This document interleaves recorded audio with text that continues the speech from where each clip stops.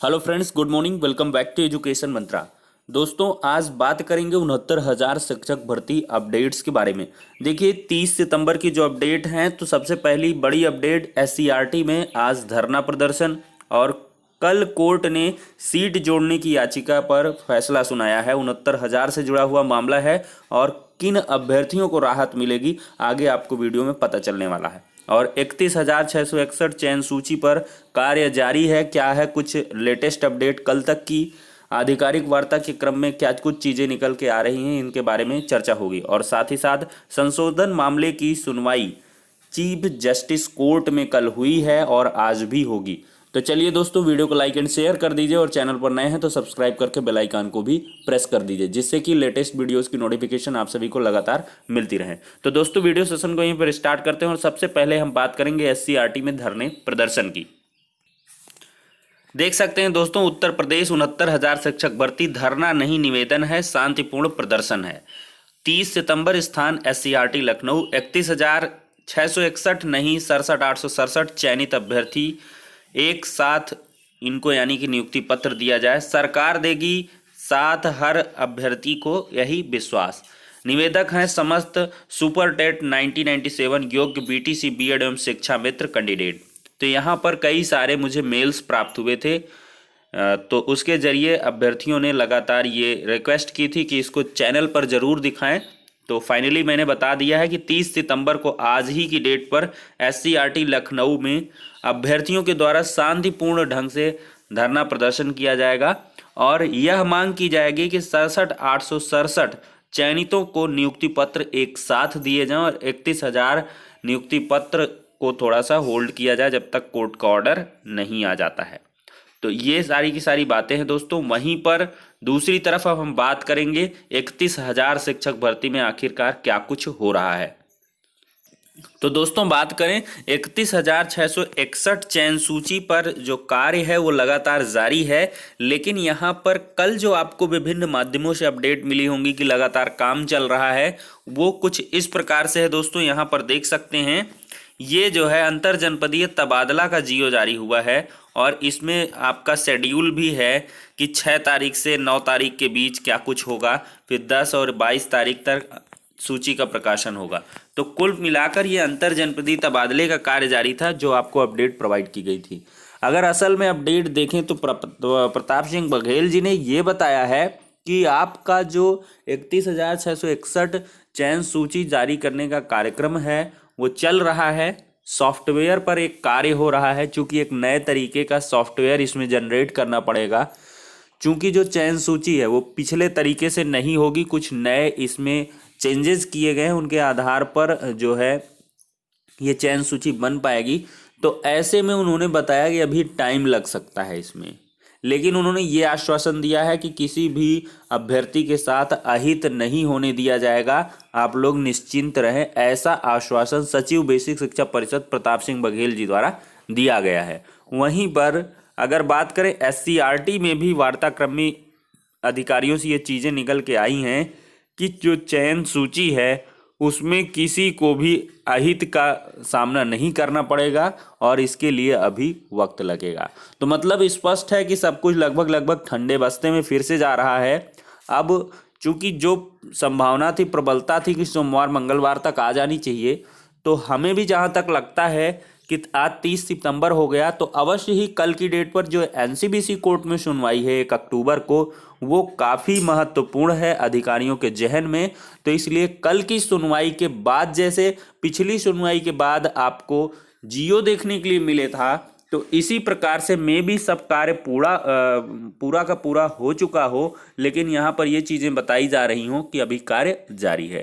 तो इसके लिए आपको कल का इंतजार करना पड़ेगा दोस्तों। कल जैसे ही सुनवाई समाप्त होगी तो देर शाम तक मुझे जहाँ तक लग रहा है कुछ न कुछ आपको अवश्य देखने के लिए मिलेगा, क्योंकि कल जो सुनवाई होने वाली है एनसीबीसी कोर्ट में, उससे काफ़ी कुछ स्पष्टीकरण होने वाला है। जो काउंटर एफिडेविट वगैरह है वो तैयार कर लिया गया है, किस प्रकार से कितने अभ्यर्थियों का चयन एससी के हुआ है, ओबीसी का हुआ है, ओबीसी ने कितना यूआर में ओवरलैप किया है, ये सारे का सारा जो डेटा है वो कंपाइलेशन हो चुका है और कल समस्त काउंटर एफिडेविट के लिए सुनवाई होनी है और ऐसे में अधिकारियों के माध्यम से ये सूचना मिल रही है कि वो पूरी तरीके से अपना पक्ष रखेंगे।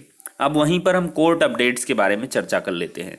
दोस्तों, कल एक महत्वपूर्ण मैटर को फाइनली डिस्पोज किया गया है, वो है सीट जोड़ने का मामला। जी हाँ, 69,000 शिक्षक भर्ती में जो एसटी की सीटें बची हुई हैं उनको कन्वर्ट करके एससी में लगभग 1131 सीटें हैं, उनको जोड़ने की 1133 है सॉरी, तो उनको जोड़ने का जो फाइनली फैसला है वो मनीष कुमार जी ने सुना दिया है।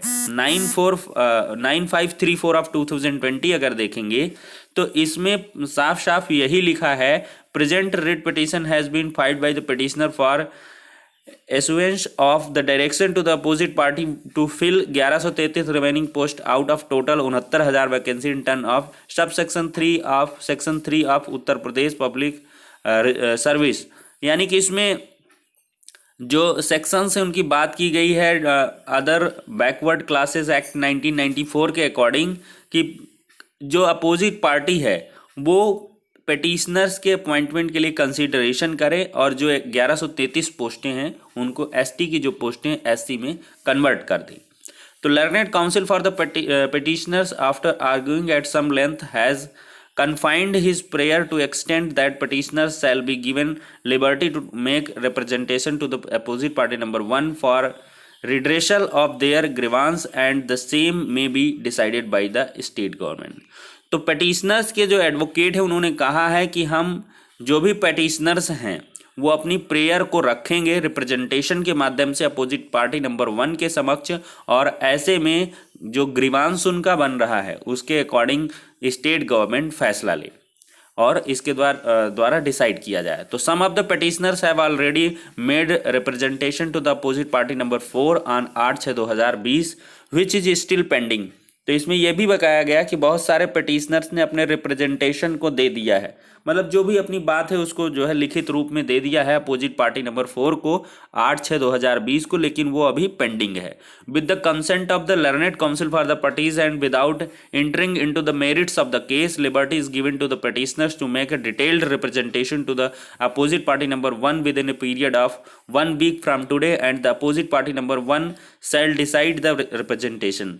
तो अब इसमें कोर्ट ने ये कहा है कि लिबर्टी जो है वो मतलब पेटिशनर पक्ष को दी जाती है बिना में केस के मेरिट में प्रवेश किए।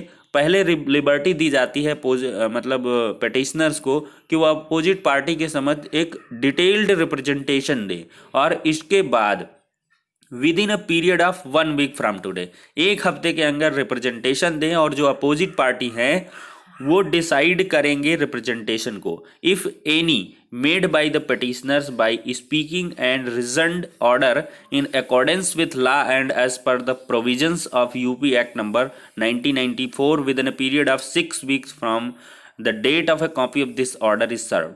तो ऑर्डर की कॉपी सर्व होने के 6 हफ्ते के भीतर जो प्रोविजंस हैं उसके अकॉर्डिंग जो है पेटिशनर्स के जो रिप्रेजेंटेशन है उसके अकॉर्डिंग जो है गवर्नमेंट को यानी कि निर्णय लेना पड़ेगा। With the observations made here in above the writ petition is disposed of finally. तो फाइनली इस प्रकार से निस्तारित किया गया है याचिकाओं को।